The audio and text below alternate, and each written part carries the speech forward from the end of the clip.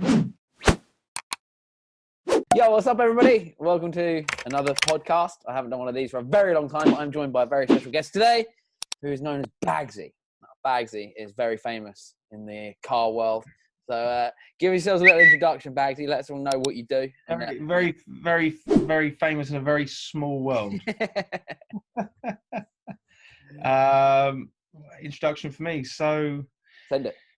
what do I do? Well, that's nothing at the moment, but technically currently unemployed. But when hopefully this is all over, I'll be back out across Europe and into America, predominantly drifting, participating in Drift Masters European Championship, and using some of the cars we've got for shows like Goodwood Festival of Speed. A lot of people in the UK might have seen us at like Players show doing some drift demos there. Did I see that you were out doing NASCAR demos as well recently?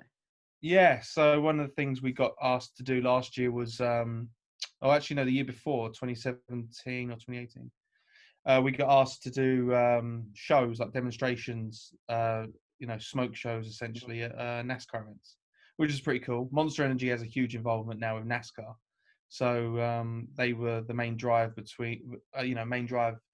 bringing us out. So we were out there. We got asked to go out there and do some shows. It was really cool. So we've got one car currently in America, one's in Ireland, and the rest are all in Southend, Essex. Love that. Proper Essex boy. Love it, man. Essex, So yeah. before I jump into all the other stuff, I think the story of how I met you is kind of funny. So Really? yeah, it was over in Ireland properly. That was the first time I met you, when you were setting up your massive lorry in that pissing rain. And you obviously had no idea who I was. And I was just there, like, just wandering around, needing something to do. And I was like, do you guys need help setting up your tent? And you're like, nah, it's all right. You're like, nah, it's cool, man. You can just go and chill. It's fine. And I was like, no, I literally am just willing to help. Like, I just need something to do. And I probably really appreciated it. Yeah. I generally don't like to put other people through that pain. And the rain was so bad. But I was like, you know what? That was with Biagioni, right? From Status Era. He come along later on. I was there with Kian from at the time it was IDC, wasn't it? Yeah. I was just like hanging out with him, and he was like, yeah, just go and mope around and do whatever. And I was like, okay, well, I'll go find something to do. And I saw you guys struggling about that. Just anybody that hasn't seen Baggsy's lorry, it's the biggest lorry in the world with the biggest tent on the side of it. And I was like, you know what? I'm willing to battle through the pain. And then you bought me pizza, and then we've been friends ever since. Yeah. The tent's really cool once it's up. It looks awesome, and it's a really great place for us over the weekend when we're racing, because we've got like our own central little camp. Other teams will come and hang out with us. We kind of have everybody in the paddock come hang out in the evenings, but it's some job getting out. Like it is some job. It takes probably 4 to 6 people, anything between 5 to 6 hours maybe, to get that thing up. And like, on it's that a long day, challenge. There was 3 of you doing it. I can't remember. Yeah, so I remember one of the chaps, but like the other guy I can't remember. But there was one really nice guy who was helping you out, and he was like, "Please, can you help?" He was like, "He's just being polite. Can you please help?" And I was like, "Yeah, of course." Like I was like, "Yeah, sound. I'm just get stuck in," and it was like really. I reckon that was probably Gav, our lorry driver. He'll rope anybody in to help. Yeah, I think it was Gav. Just so he has less work. It was good, man. I did actually enjoy it. But I like doing like stuff like that. Yeah, it was really, really, really good crack. I've got to ask, the first question I've got to ask is, being a pro drifter, how did you get into drifting? Because you kind of got into it early doors, didn't you, in the UK? Yeah, 20, when was it? 2007? 2007, I think. Can you hear my dog squeaking the toilet in the background? I can, yeah. Maybe I'm going to take that off her. 1 sec. yeah, it's down. The Baggsy's got a dog at Christmas, people, so just so you all know. And she wouldn't come on camera and say hello. But, I'll try and get her to come and say hello in a minute, yeah. I've got a Springer / poodle. You come and say hello, Rosie? Come here. Here's Rosie. Oh. This Rosie. She's had her since Christmas. She was tiny. She was only a little puppy when we got her. And now she's got massive, like 8 kilos. Full grown puppy. I thought getting a poodle, it would somehow stay a little bit smaller than she is. But the Springer part of her has fully come out. But that's brilliant. Yeah, so 2007, really. Yeah, I just saw drifting online, and I saw it live at like a car meet, like in a car park in somewhere, probably Lakeside or somewhere. And I just saw some guys doing donuts, and I was like, man, that is way cooler than spinning around in my Fiesta on the handbrake all the time. And yeah, I just thought, that looked like a lot of fun. I wanted to get it. I wanted to have a go. I've done a little bit of racing when I was younger with Dad, just like go-karting and motocross and stuff. Mm-hmm. And yeah, from there I learned basic stuff: donuts, figure of eights, all that cool stuff when you're a kid. And then friends had gone to go and do some events at like Santa Pod and stuff. There was like drift days on, you could go and like have a practice at. So I just kind of went along to that, and then from there, this championship was just starting, and it was called like the BDC, the British Drifting Championship. But there'd been other things before that had been kind of really, really grassroots, and the BDC was like a little bit more professional. So I decided to kind of at least have a go at doing a few rounds, and yeah, it worked out pretty good. And then ever since then, yeah, I've just been doing as much drifting as I could. Do you have any fond memories of any street-o incidences that you probably couldn't talk about until now? Until now. Do you know what? There's something. It's weird, street drifting. It's like it's something now that I can't deny. I've never participated or been and watched or whatever, because it's just I can't lie. I can't lie that much about my past. But at the end of the day, it's something that's not that clever. You can get in a lot of trouble for it, but there's something so kind of like just exciting and fun about doing it. That's the thing, because it's so wrong, it makes it feel so right. And memories, I don't know, man. It's just, I suppose, when you've been out and like all the boys come out and you're having a good laugh, and you get left alone by the police for the whole night, and it's just a lot of fun. And then other cars will arrive, and it just becomes like a bit of a cult gathering, like a car cruise. It's full of everybody, everybody in the scene's there, and the police don't arrive, and it's just a fun, chilled night out. It's kind of like that, but with just street drifting, you know what I mean? And no one crashes, and no one breaks down. It's just a lot of fun. So that's kind of, I suppose, over the years, that was kind of at the start, a huge part of my, learning to drive and learning to drift, sort of, and that's kind of what built it for me. And then I realized that, I could do it not on the street and actually go and do it somewhere safe and legal. Yeah, I think once you get into the safe and legal stuff as well, and you realize how much faster you can go and how much more you can push it before you wreck your car, and that's when the real adrenaline starts to kick in. I feel like I can't lie, I had a massive wreck on my first ever night out in my E36 when I first got it. Like I proper binned it, and it was bad. It was like one of those ones where you're like, oh dear. But you live and learn from it, and you have a laugh.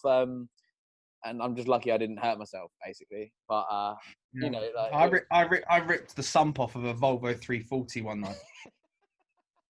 Fully ripped the sump off. Like there was like literally sump pan fully off the car. Really? Like left somewhere down the road. That's brilliant. And just oil just everywhere, and really bad. Just That's luckily I hit a curb, and I kind of went onto some grass, and I think there was a bit of a tree stump that was cut down. And I kind of went over that, and that kind of took the sump clean off, and just left oil everywhere, which is obviously not great. But it wasn't in the road, so that wasn't too bad. But I've had plenty of incidences, plenty of accidents, trying to push the boundary too far. Yeah, that's brilliant. But, that's part of it, and that's the scene, and that's kind of how drifting was kind of invented, really, in the hills of Japan back in the day. So yeah, it's definitely one of the risks. If anybody hasn't done any drifting before and they're looking to get into it, it's one of those risks that you really have to anticipate that you could end up having an accident. There's so many places now you can go. I mean, back in the day, there was no like Driftland. There was no, there wasn't drifting practice days anywhere really, other than kind of like one a month at Santa Pod or something. And now there's, loads of places are doing like drift practice days. There is, admittedly, there is fewer now than there probably was a couple of years ago, because we lost Rockingham and all those sorts of facilities. Although I think Rockingham is now back up and maybe doing some drift days. I think they've stopped again. Like they were like Learn to Drift got the rights to it, and I actually went to one. I blew my gearbox up and crashed my S15 on the same day. So it was brilliant. It's great. that it was really fun. It was a great little day. But that Vauxhall have bought the skid pan now. I think Oh, really? they're just going to use it to store cars on because they can't sell them because all their cars are shit. So like that's why basically I think the Right. reason is yeah. Brilliant. All right. Yeah. Well, there was even now there is still way more opportunity to learn to drift legally and safely than there is the need for doing it on the road. Probably. Well, especially when you started, man. Like 2007, there must have been nowhere. The funniest thing is about when we used to go out street drifting back in 2007 as well is that the cops didn't even know what drifting was. Right. Okay. The police literally were like, "Can you tell?" Like, if you drove off and they came and spoke to like people standing on the side of the road just having a watch, they'd literally just say, "Can you tell your mate to stop dicking about putting the handbrake up, going around the corner every 5 seconds?" Right. Okay. And it was either literally we were that bad at the time that we couldn't drift and we were trying to just figure it out. It looked like we were just like just handbraking everywhere around the corner, or the police just had no idea what we were actually doing. So, but yeah, no, there's so many places now you can go and learn and do it safely and legally that it's probably a much better idea to do that. What was your first drift car? Like, what was the first car that you got that you were like, yeah, this is it. I'm going to learn. The first car I owned that was a drift car? Yeah. A Volvo 340. It was a Volvo 340, was it? Yeah. Brilliant. And it had so little power that I had to literally wait for it to rain before I could go and do a donut. It had to be not even just a little bit wet. It had to be like soaked. Oh, like it literally had to be absolutely hammering it down. And then my little Volvo 340 that probably had about 80 horsepower turned into like 700 horsepower. Yeah. It would like slide everywhere in first gear. That's brilliant. Yeah. Yeah. So I had a few of those, a few 340s. I was, keen to try and get a 340 to do things that it definitely was never designed to do, or even probably wasn't even possible to do.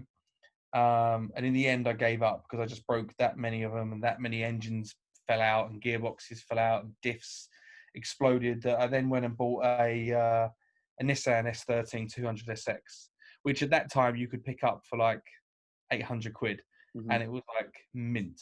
It was like literally like someone's nan had it on their drive, and it had nothing done to it.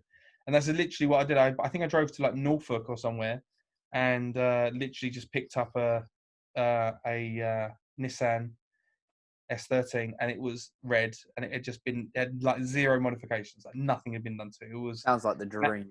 It was manual. It had like I think it had like 50,000 miles on the clock, and it was just insane how nice it was.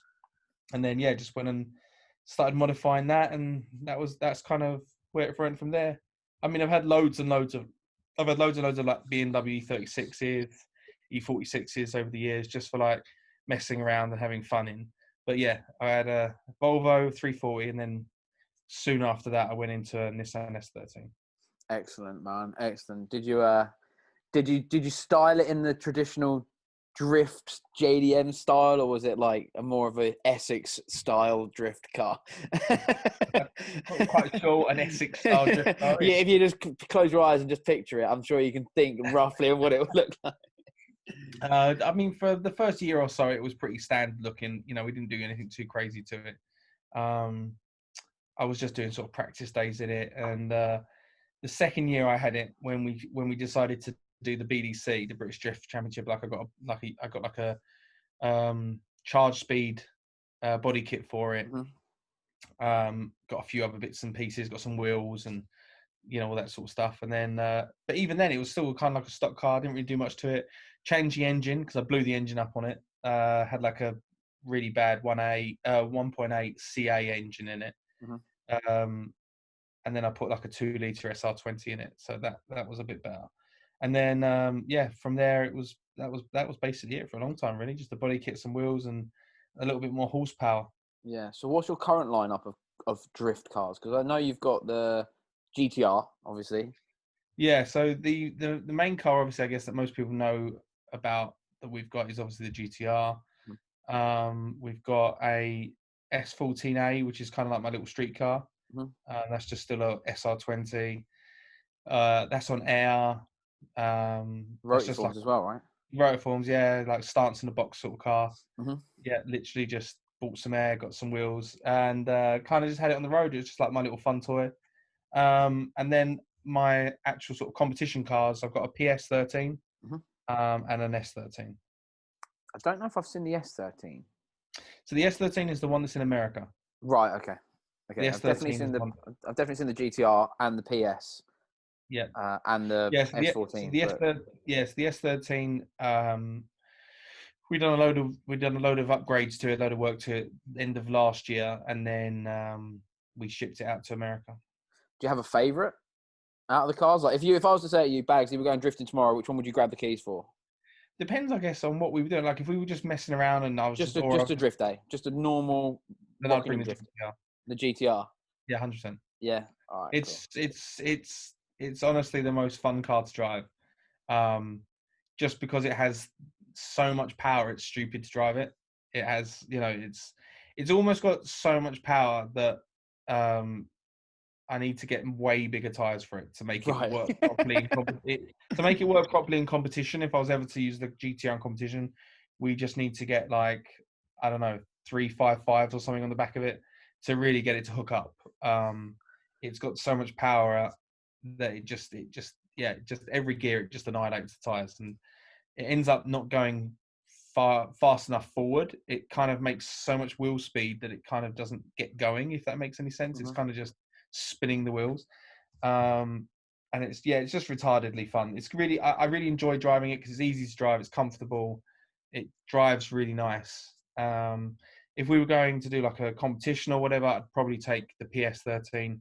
It's way lighter, it's way more grippy, it bites up real quick and it goes, and it's not got as much horsepower as a GTR, but it's because its power to weight ratio is way more. It feels way more. It feels almost more aggressive sometimes than the GTR. I've just realised I do know your S13. That was the one I first met you with. That was the car you had at that event. I've just remembered it. I have seen it, so I'm being dumb there. I have to ask because as a just a little basic bitch YouTuber that tries his best with a little, where is my camera? This absolute bag of shit little thing here, trying to make fun, entertaining content on this broken old thing. Like, what is it like? I just bought one of those cameras. Yeah, they're amazing. Honestly, I call it a bag of shit because I think I've filmed over 12,000 clips on it, and it's been with me for 3 years now, and it's just fucked. It just shouldn't still be alive. I've dropped it more times than I fell over myself. So it's like a poor old camera, but it's fantastic. Literally just bought a Sony 6400. Oh, okay. Just to film some stuff on the road. We were using GoPros before and iPhones and stuff, and it was just getting a bit. Yeah, they're much better for that sort of stuff. I like these more than SLRs for vlogging and stuff because you can just chuck it in your pocket. But obviously, does Ricky still do your stuff, your videos? And Ricky does our big projects. Yeah. So for instance, Ricky filmed Return to Driftenberg last year, and a few other bits and pieces. But Ricky's now solely working mainly for players. So Ricky's doing day-to-day stuff with players. He's also doing a lot of freelance stuff with Monster. And then as and when we get a big project, we can bring Rick back in to kind of handle that. So I was going to ask, what is it like to be the star of one of those massive productions? Like when you and Daigo were doing the drifting on the dock, is it that dock thing we did? What is that like to have free reign of that sort of battle drift? That's what it's got like to have your cars there and know you can just go and dick about in this place. But is it almost staged? Do you have choreographed right, we're gonna go in here and do this and then get that shot and then move on, or is it just guys go drift and then So the original question, I suppose, is what was it like? Yeah, what's it like? Or what is it like, I suppose? And I tell you, it's really stressful. Oh, is it? It's really, really stressful, yeah. The main reason the GTR was actually built was for that video. So so Monster Energy came to us and said, we want to do this video, Battle Drift 2, because Battle Drift 1 was filmed in Japan with Daigo and another driver called Vaughan Gittin Jr. And then they decided to film Battle Drift 2, which they wanted to use Daigo again and they wanted to bring to Europe. So they asked me to do it. But I knew Daigo was going to use the Lambo because he's got a Lamborghini drift car in the video. It's a Mercedes. And I was like, yeah, exactly. So I was like, I can't use my S13 because it's just not going to shape up. You know what I mean? It's just not going to. I need to level up my game to compete with this Lamborghini in this video project. So I went to all of our partners and sort of suggested, let's build a Nissan GTR drift car, and it's going to level us all up. We're all going to get good opportunity out of this video and all the stuff that will happen. And we managed to make it happen. But funny enough, that video Battle Drift 2 that we filmed was actually filmed in Sheerness. Really? Yeah, it's in Sheerness. There's the dock of Sheerness. Yeah. It was never meant to be. The video project was actually meant to be in Monaco. And I went to Monaco to scout the area, to go through everything.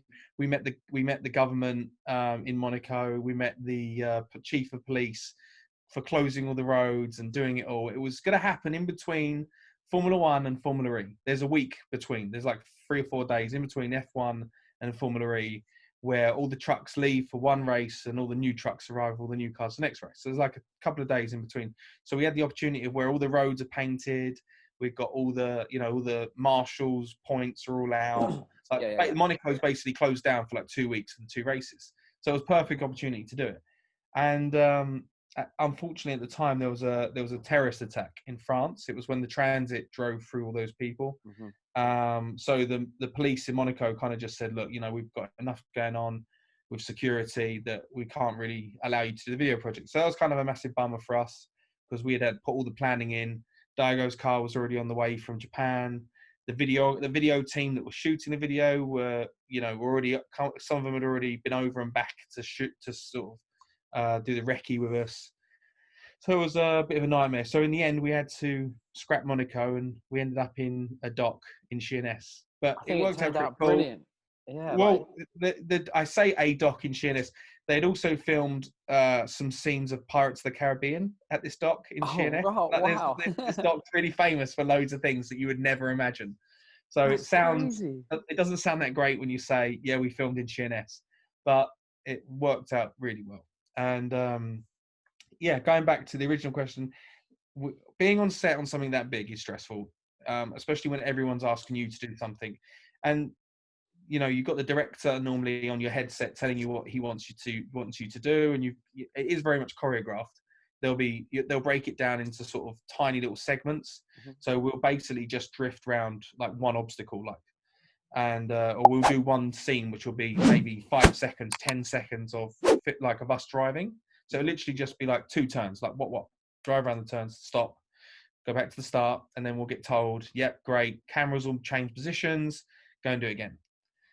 Great, go and do it. And then and then we'll go back to the start line, they'll go, cool, cameras change positions, and now we've got another option. So maybe they'll do like an above shot, then a left shot, then a right shot, then they'll have a chase car shot, then they'll have mini cams on the car, then they'll have mini cams in the car, and then they'll do mini cams on my car looking at Daigo, and then they'll do mini cams from Daigo's car looking at my car. So you've got 8 shots of one scene, and they'll just afterwards they go into the edit and they'll just pick through whichever shots they want and make the video. And it's stressful because things will happen with the cars, like Daigo's car did a clutch, so it damaged the clutch, and he didn't have a spare clutch with him, so we had to find a clutch in the UK quick, and while he was getting it out to replace it. While that's going on, the director's pulling his hair out because they've hired like a chase car to come in for the day, and the chase car with a big camera on the front of it, they're not cheap, and they're charging you by the hour. So if you're not running the car, if you're not filming, he's sitting there wasting your money. So there's so many variables, and there's so many different variations and things going on. And then the Sheerness port is still a live port. They're not closing the port, they're just closing sections for you at a time. So like there'll be lorries waiting to move while you're filming, and then the second you stop filming, the lorries want to come through. So yeah, it's stressful. And then on top of that, you've got to make sure your driving's on point, because you want to make sure that you look good, the video as good as it could be, and you want to make sure the directors get the shots that they want.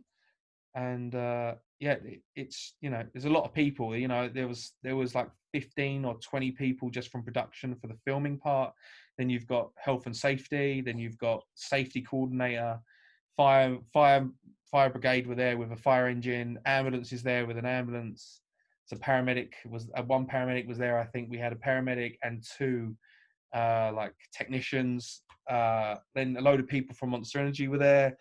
So yeah, it's representation of from the port. They're there, so there was probably like 50 people on set for that one video, and then my team of guys, which was like there was 5 of us running the car. Yeah, there's a lot going on, and like there's 50 people there, and 25 of them want to all talk to you at the same time. So that's just a normal day in the life of Baggsy, though, surely. Yeah, exactly. I'm a bit of an eagle eye when it comes to these sort of things. Did your car have anything to do with smashing his headlight? Yeah, it did it? What happened? Yeah, so so again, because we built the car for the filming, we had, by the time we got everything sorted, we had 3 months to build that car. We literally got the car, and we had 3 months to put that car together. And it wasn't just like put a roll cage and a body kit on. It was full stripped down. Chassis went off to be acid dipped. It came back to us so as a bare shell, like bare as in like no paint, no seam sealer, no sound deadening, nothing, like bare metal. Mm-hmm. And we had to build it from there. And not only did we build it from there, we decided to change the engine. We didn't want to run the V6 anymore that GTR has. We wanted a V8. We wanted to then put a turbo on it because we wanted to make stupid power. So all this stuff had to be fabricated. My job really was to coordinate parts. So I had to get all the parts, so like, dealing with getting wheels, getting the body kit from Japan. Wheels came from America. Suspension was from Germany. Like parts were coming, all sorts of places. Canada, we were getting some bits from as well. So I was trying to coordinate all this in 3 months. So basically, when we were filming, of course, the car was we didn't even get a chance to test it. So the car was having a few issues, and I think the car cut out, and then Daigo just came up behind me and sadly hit me a little bit. Oh, okay. Yeah. So it wasn't his fault. It was more my fault, to be honest. So yeah, it's one of the risks of drifting, though, isn't it? Like that's like what you kind of have to take on the chin. Like it's just one of those things that might happen. Like that wasn't even the worst part that happened in that filming. The worst part was we were filming one of the last scenes, and there was like this access road into the port. So we were drifting this access road, and they'd swept the road up to like get all the debris off of it, and they swept all this debris into like one big pile. So we came drifting through, and I hit this debris that they'd swept into one big pile, and kind of got the car a bit loose on it, and ended up going kind of up and over a curb. So I had like the car kind of balancing sort of itself on the curb, and then I got it back onto the road and carried on drifting. It was like all in like one motion, like at about 40 miles an hour. Yeah. But as I'd gone through this debris and kind of went up over the curb a little bit, dipped a wheel into some like gravel, I managed to spray all these parked cars that were brand new that had just come off a boat and just completely destroy about 15 vehicles. Like, when I say destroy, we smashed windscreens, we smashed windows, we smothered them in stones. Honestly, yeah, it was a very bad time at that point. There's a video on YouTube on my YouTube account, on my YouTube channel, and we actually showed some footage of the cars as well. I'm gonna have to check that out after we finish talking. Like that, I'm not gonna lie. That did you laugh to yourself like a little bit? At first, I was like, "What's happened?" Because like everybody was looking around like panicking. And I didn't know, and I kind of didn't really know. I didn't really know what was going on. I was like, "That was good, right? That was a good shot. Like that looked cool. Like car's not damaged. I'm good. Daigo's all right." And I said to Daigo, I was like, "What's up? And like you're right." And he doesn't really speak much English. He was just like, "Okay," and I was like, right. So, but then I found out that there was about 15 cars that got wrecked, and the port manager. Luckily, it was kind of like one of the last shots because I think we were going to get told to leave at that point anyway. Oh, that's brilliant. It was bad, but luckily, luckily, there was insurance, and that all got taken care of. Oh, that's brilliant. That's so cool. What a cool story to tell. Like that's so good. It wasn't cool. It wasn't cool at the time. There was a lot of very upset people, but looking back now, shit happens, doesn't it? So whatever. Yeah, bit of banter in it. I don't know about a bit of banter, but it was certainly something. And that's so good. So with your experiences doing, because you've kind of had like the full range. Like, you're like an actual monster athlete, right? You can call yourself like an actual like monster. As Like he sits here drinking a beer, yeah. yeah, but you've got a monster jacket on. You've got your monster hat on. And am I right in saying you can't buy monster hats? Like you get given those as like athletes? Yeah, no, they're made by that New Era. Yeah, You can see the logo on the side. Yeah, you can't buy them. Same as other, same as other brands. They'll make hats maybe for like staff yeah. or ambassadors Mm-hmm. or athletes, whatever. Yeah. And they're meant, you can't purchase certain ones. And this is one of the ones they give us are the ones that are meant to represent people that represent the brand. Yeah, because one of my You can friends buy, is a mountain biker, Sam Pilgrim, and he's a monster athlete as well. So he gets all yeah, the cool I monster know Sam. Yeah, he's apparel good and too. stuff. Yeah, he is a good dude. Yeah. He's funny, man. Like, but he comes on, like, always turns up in like a new monster jacket or something. I'm like, mate, that's so cool. He was like, yep, yep, I know. I'm like, yeah, it's sick. Yeah, they don't like they'll do collabs. So like Monster, I think did like a collab with like NASCAR, and you might be able to buy like a NASCAR collab Monster Energy jacket or hat or whatever. Or like for instance, like some other drivers like Ken Block will do like his own range of gear, like Hoonigan gear or whatever, and that will Yeah. include Monster branding and stuff. But yeah, officially they have like athlete clothing and athlete hats and bits and pieces that they give to the majority of representatives of their brand, basically.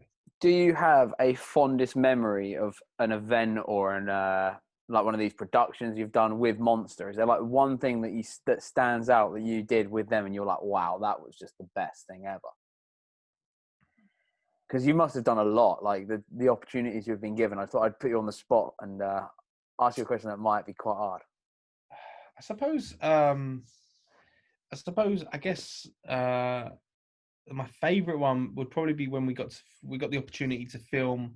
We got the opportunity to film in the first ever series of the Grand Tour. Yep, I I remember got to that. teach. I got to teach Richard Hammond to drift. It Yep. was like the last episode of the first series. Were you with Connor as well? Was he? Yeah, so Connor Yeah. Shanahan, me, and one other Polish driver. And it was like, well, I wasn't really in the competition. I was kind of Richard's sort of mentor or teacher or Yeah. whatever, letting him use my car, and he was in a competition. And yeah, that was a lot of fun. That was 3 or 4 days filming in France, and then 2 or 3 private days over at Rockingham, and then the actual program was filmed at Rockingham, and that was a lot of fun. Getting to film with that. They're a really good production company, and they really went full out to like look after us and stuff, and we had a really good time. And Richard was nice to work with, and yeah, getting to maybe work on that show was a lot of fun. That was probably like a big highlight for us, something like that. Cool, man. That's I forgot you did that. That must have been amazing. Is Richard Hammond really Yeah, nice? yeah, he's a good dude. The thing is, especially with working with Richard, it was one of the first things he said to me was what a lot of people probably don't realize is that the only bits of driving the car that you'll see me do is the bits I'm doing. Like all the glamorous shots that you see kind of like put in while he's talking Yeah. of like a car float. If you can't see Richard in the car driving, chances are he's not driving. Oh, You know what I right. mean? Like, so Okay. they don't, Richard's time is so, I guess, valuable to them when he's in the car talking. If they'd want anything else from Richard, like driving the car around a corner, sliding it, drifting it, flat out shot, tracking shots, all that sort of stuff, they'll just get another driver to come do that. Right. Okay. Richard just does the bits that you can see him talking in the car, or the bit outside the car talking, because they want to get a show done, and they've got like a window of time to do it in. So they're like, right, so we'll get say 2 cars. Richard can go and film doing the in-car stuff over there on that one, and we'll get all the other glamorous stuff with this second driver or whatever. So one of the things he said to me was, the show shows us doing loads and loads of drifting and loads of slowing the cars around and driving, really fast or whatever. But he said 99% of the time, that's not us, because our time is so taken up. Well, like, we'd love to do it, but our time is so taken up with the whole, obviously being in the show, that we don't get to do all that fun stuff. That's done with another crew, and another driver when I'm off doing something else. Mm. You know what I mean? Like, so, you know, I had to, we kind of almost went back to the start with like sliding a car and drifting. I mean, he obviously had an understanding because he's been driving a very long time and a lot of really cool cars, but he had no real experience in like handling Yeah. a car. Do you know How what I mean? So, interesting. Yeah. yeah, so like, you know, trying to get him to, you know, remember to put the clutch in and pull the handbrake up, and, you know, getting him to get, you know, power over, or, you know, getting him to change direction, like from one angle to the next angle and stuff like that. We had to go through all that sort of stuff. And he was really serious about it. He wanted to take it, like, you know, take it really seriously and really get everything out of this opportunity that he had to learn how to do this. Because, you know, he might want to go and mess around in a car for a couple of hours, but production company would be like, no, we need you over here talking to this camera, bro. Yeah. You know what I mean? Okay. Like, Yeah. you Yeah. need to do the talking part. Like, we can get load of B-roll with Yeah. somebody else that's way cheaper We than can you get are. the fun stuff. Yeah. Yeah, Yeah. we can get all the B-roll with that other guy there that charges us like 250 quid a day when you're however many thousands, I guess. But Yeah. Yeah. no, it's like, but not even that. It's more of a case of like, they just need Richard for all the talking parts, and that takes up all the day of filming. That's so interesting. I never even thought of that. You know, that's something that's Yeah. never even crossed my mind. Yeah. So How that was interesting. the thing. Like, so yeah, so he was like, you know, it was really cool. Like, it was really humbling to hear from him, like saying to me, I need you to teach me how to do it. And I was like, what do you mean you need me to teach you how to do this? Like, I assumed you could To do do this. it. Yeah. I was like, no, I don't want to look bad on TV as well. So I need to be good at this Yeah. because Have you people are ever? expecting me to be able to do this.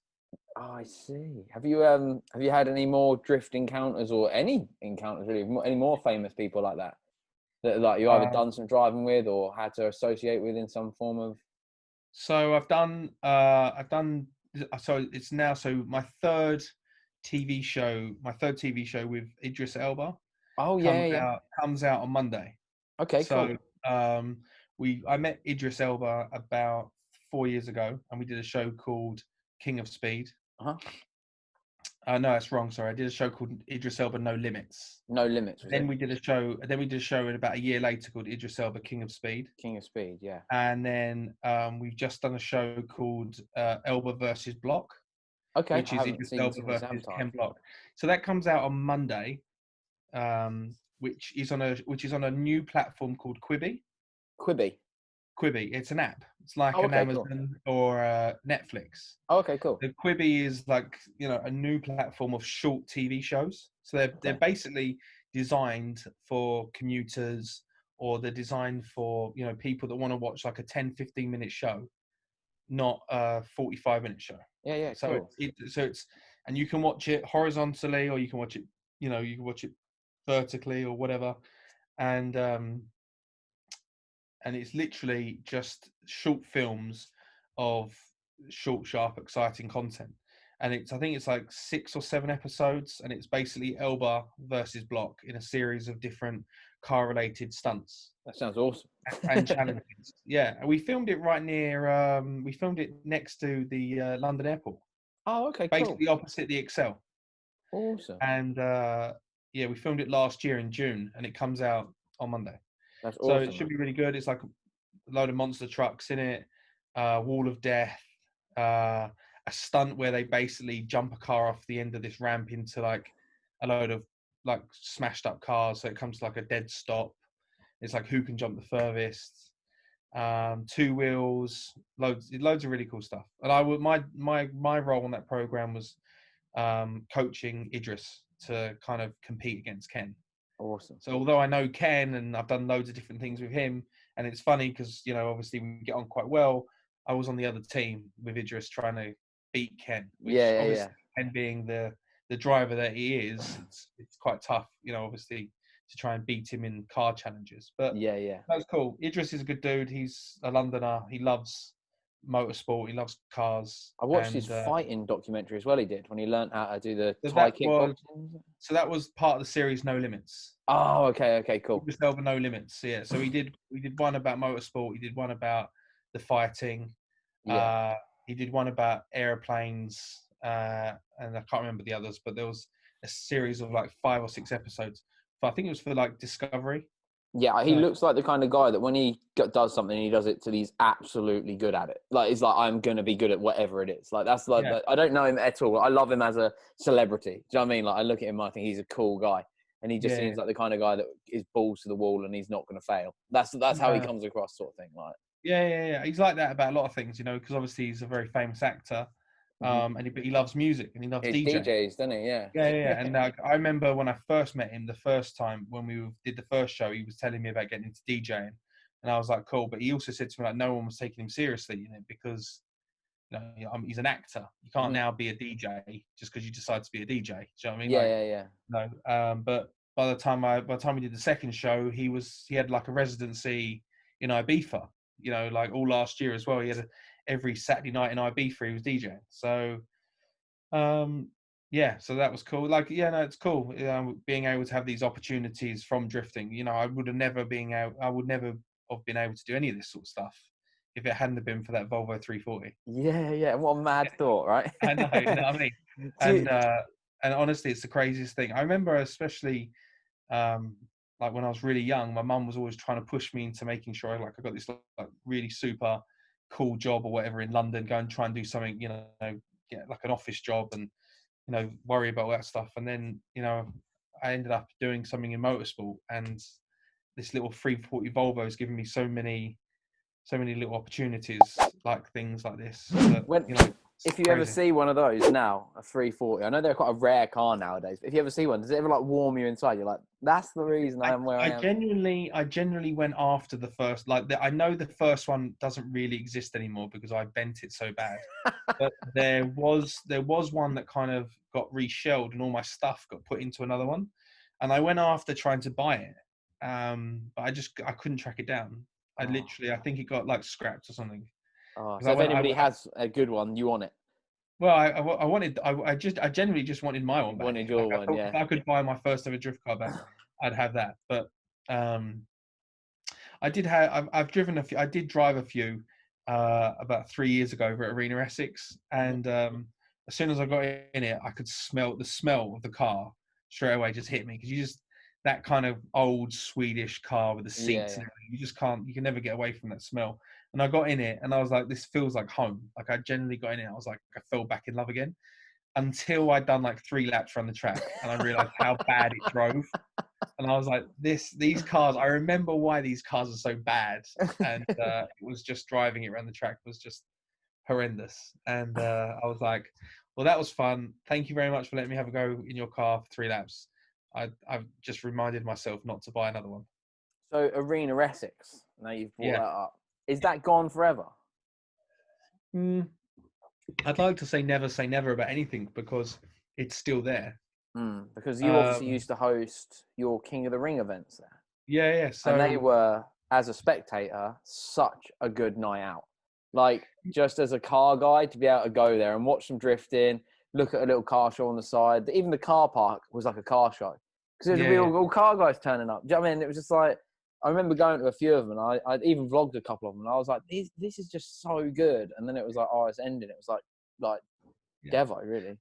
I used to run it with one of my best friends called Adam, and we only said a couple of days ago when we were just chatting about it. He said we didn't really know what we had until it was gone. We were so lucky to have that at the time, and it's such a shame that basically, it got sold for development, and it was out of our control. We had no say in whether the owners kept it or sold it, and they ended up selling it.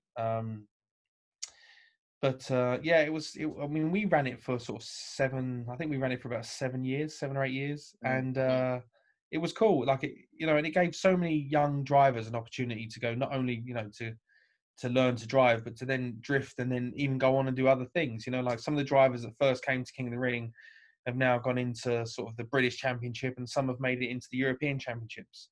And little car shows, somewhere to go. Like there's so few places to go, and just go and hang with your mates now with your cars and just chat and hang and do something on a Saturday night that it was an awesome little venue, and it had a great atmosphere, and if the weather was good, it was a really, really good night out. It was a lot of fun. there was we were fairly limited with the facilities there. It wasn't exactly higher class venue, but it was nice. It was good. It was everything we needed, and it's a shame it's gone, really, because it's kind of now that it's a shame it's gone. So many people, I think, once it closed, realised that they couldn't go there anymore, and that sucked. Yeah, I mean, it does at suck. the time, everyone was like, "Oh yeah, I'll go." It's like everything. If you miss one, because we did like 8 of them a year. If you miss one, I'll just go to the next one next month. Yeah. And then in the end, like next month didn't happen, and people are like, "Shit, it's gone." Like, and that's it. And it is still there. The track is still there at the moment. They just, as far as I understand, they're just using it at the moment for storage. I don't think there's any planning gone through for the site. You hear all sorts of rumors every now and again about somebody trying to reopen it or do something with it, but I'm pretty sure that at the moment that there's no real talk of that, sadly. You have to wait and see what happens, I guess. Yeah, it sucks because there's not that many places to there isn't that many places anymore with Rockingham going or whatever to go and drift. So that was one venue, although possibly not the most ideal venue for high-end drift cars that want to, practice. But at the end of the day, it was somewhere to go and have some fun with your friends and hang out. And we could run till like 11 o'clock at night on a Saturday night. Like, what car show do you know that can run till 11 o'clock at night and still cars are driving around and stuff, and actually like racing? Yeah. Like, what race event do you go to that's still running at 11 o'clock at night? You know what I mean? No, So man. unless it's a 24-hour race at Silverstone or something that happens 3 or 4 times a year, in the middle of the lakeside, there was cars still racing around at 10:30 at night, and there was a car show going on. Yeah. And it sucks that it's gone, but that's what happens, I guess. Yeah, it's just one of them. It's just one of the unfortunate events, I think. But they were great. So hats off to you and Adam. Great name, by the way. So yeah. What does the future hold for you? Wow, that's a good question. Currently unemployed right now, so I don't know. I mean, we had a really busy we had a really, really, really busy season, sort of planned out. Obviously, a lot of the events are just getting postponed at the moment. Mm-hmm. Everything's kind of being pushed back. I hope that things will still happen this year and some of the events will still go on. It would be a massive shame if things like, Goodwood Festival Speed, Players, all that sort of stuff in the UK, if, let's say, it doesn't happen, for instance, it'd be terrible. Well, I've got a ticket for the Players Classic track time. So I'm hoping it happens. That's meant to be my Civics outing, so. Yeah. But at the same time, it's fairly, without getting into it, but it's fairly serious what's going on, and massively. I think we've got to kind of do everything we can to make sure that it doesn't get as bad as it could. So it's just going to be a case of seeing what happens, I guess. Right now, yeah, just riding it out. We had loads of, the European Championship, which is called Drift Masters. We race in that. So as soon as we're allowed to head back to there, we'll get back to that. We got some more events this year in America. But again, even SEMA, it's trying to figure out whether that's going to happen because, there's so many variables and so many things that, we don't know what's going to happen. So as I said, at the moment, all we know is that everything is still happening. It's just getting pushed back. We'll just see how far it gets pushed back before we end up in 2021. Yeah. Do you enjoy like the SEMA shows and like the stuff where you're more of an exhibitor? Because like I saw you at Auto Sport last year, I think it was, wasn't it? Like I come and hung out with you for a little bit on your booth. Like, do you enjoy those events, or because they're long, aren't they? Some of them, like 3-4 days. It's like maybe 5. Is it SEMA like a 5-day thing? Because you have to do the. So SEMA is a 4-day show. 4 days. Yeah, SEMA's a 4-day show. I'm only there.